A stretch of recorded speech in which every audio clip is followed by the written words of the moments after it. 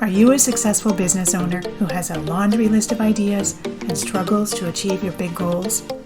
Welcome to the CEO Amplify podcast. I'm your host, Donna Dubé, and my goal is to empower you to drive meaningful change and amplify your profits without the overwhelm. Join us as we provide actionable solutions for visionary CEOs like yourself to up-level your CEO skills, streamline operations, and master strategic prioritization. Learn how to scale your business to new heights, working smarter, not harder. If you're ready to reclaim your time and accelerate your growth, let's dive in and start this exciting adventure together. Remember, the only limit to your business growth is the one you set for yourself.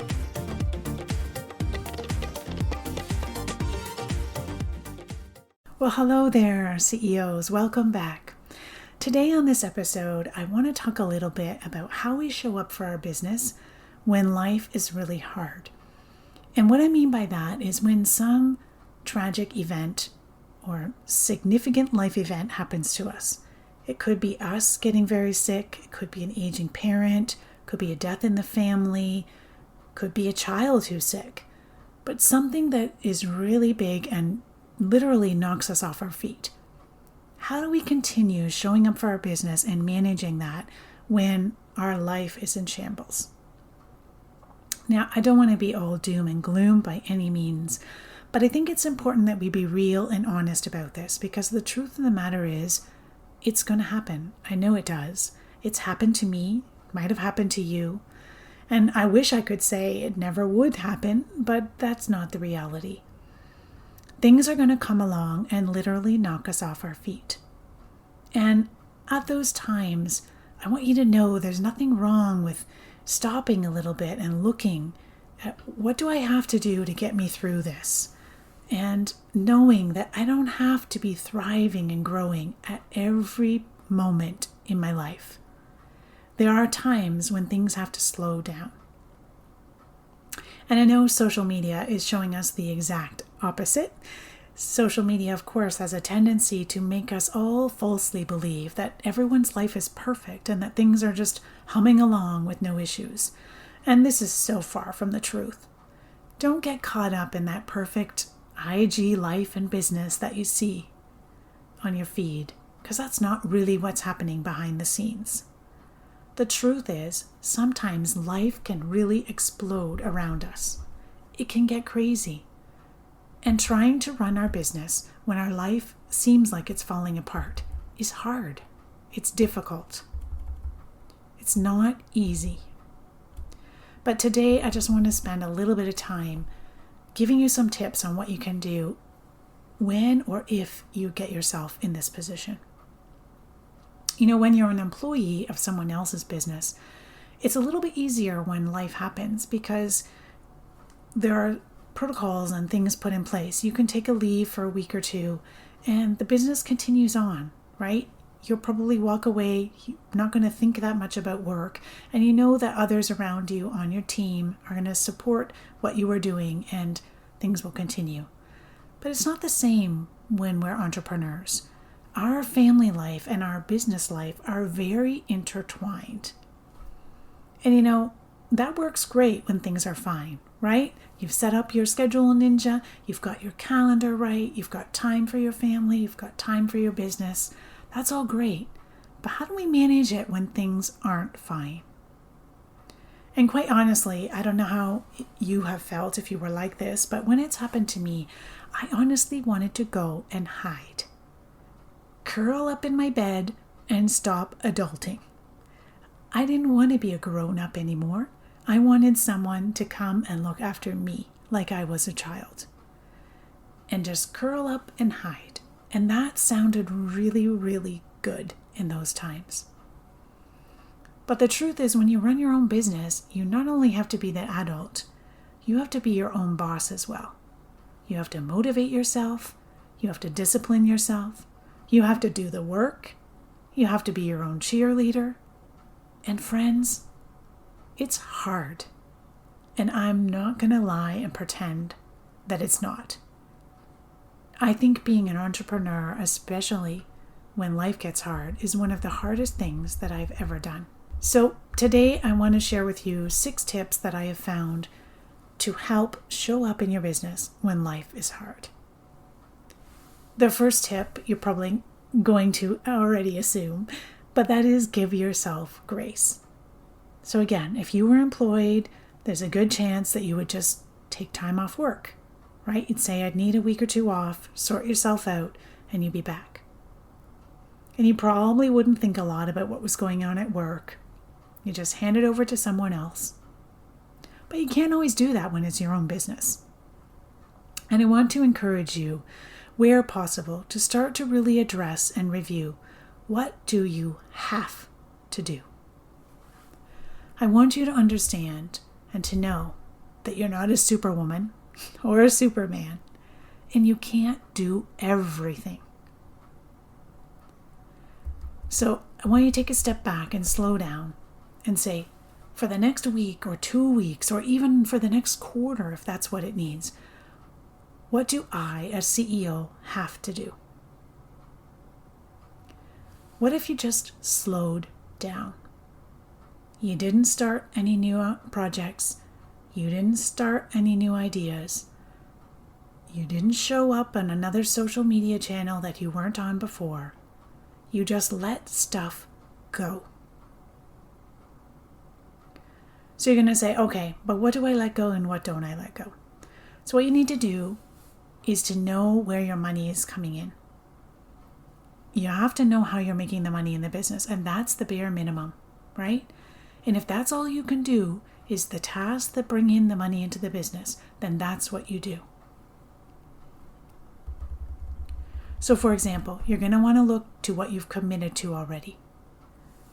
Possibly you have clients who you've committed to. They've paid you and they're expecting some level of service, product, whatever it is, from you.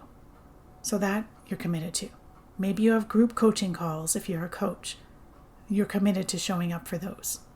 That's 100% on your shoulders. No one else in your business can do that for you. So that's one thing you have to show up for. For me, for example, I have this podcast recording. I have to show up weekly and do a recording. Now, hopefully, you've batched some episodes ahead of time, and so you have some that you could put in when life gets crazy. But showing up and recording for the podcast is something only I can do. So identify what those things are that only you can do. And on the flip side of that, what are the things that you don't have to do at this time? What are the things that you can let go of? Well, I don't need to pitch to be guests on any other podcasts. I can say no to different speaking events. I don't have to book networking calls and coffee chats in my calendar. I can say no to those extra things at a time when my life needs me for things outside of my business. So you really got to take the time, look at where the money is coming in, and figure out what's the most important thing that you as CEO have to do in your business. That you keep, and the other things we let go. Okay, tip number 2 is to remember to look after yourself. A broken you isn't going to be helpful or useful for your business or for your family. So how are you making sure that you're giving yourself some space or some time? How are you being kind to yourself and giving yourself the love that you need and the support that you need to take care of you? I like to think of an analogy here. If you think about the capacity that your brain can hold, so the most your brain can hold is 100%. And on the usual day-to-day, that 100% is broken up into different segments, different parts. So you have a segment that's for your business. Part of your brain is focusing on your business. You have a segment for your family. You have a segment for your kids, a segment for your hobbies, whatever it is that's important to you. But that 100% is broken up into different sections or parts. However, when you have a traumatic event happen, suddenly 50% or more of that brain capacity is now focusing on that traumatic event, which means that there's 50% for all the rest of life that used to take up 100%. So that's now all getting squished and squished and squeezed into the last remaining part of your brain capacity. You can't make more capacity in your head. You only have 100%. So if you've only got 100% and 50% is taken up by this traumatic event, then that means you need to make some shifts and some changes, because not everything's going to fit in that other 50%. Some things you're going to have to let go. Some things you may have to delegate. Have someone come in and take over those things for you, because right now you don't have capacity.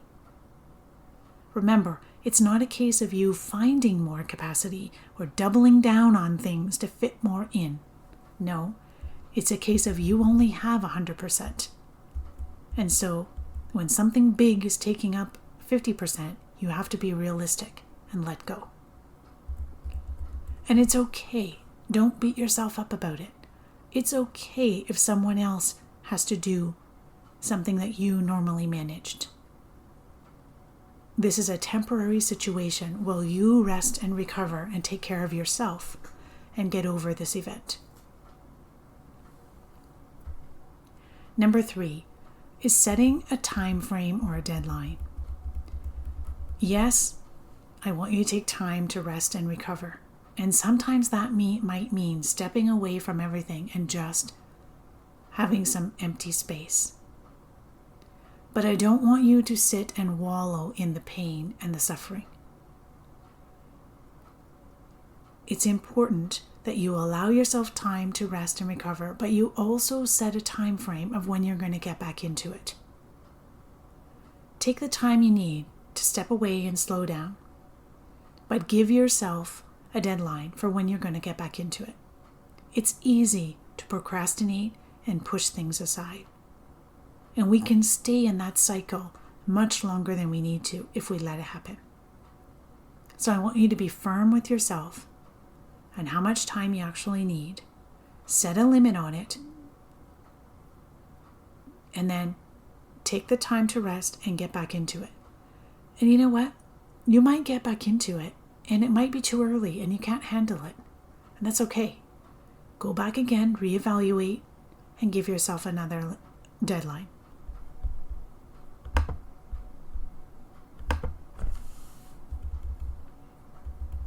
Okay, 3 more tips. The other 3 tips have to do with your goals and your desires and your dreams for your business.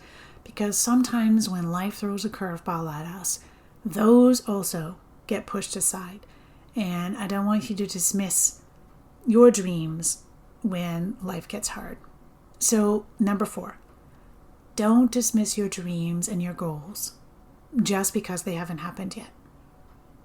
So it's possible that you had a dream and a goal for this quarter, and something hit you and knocked you off your feet, right? Let's say you had a launch that you wanted to do this quarter, and something came and changed everything in your life.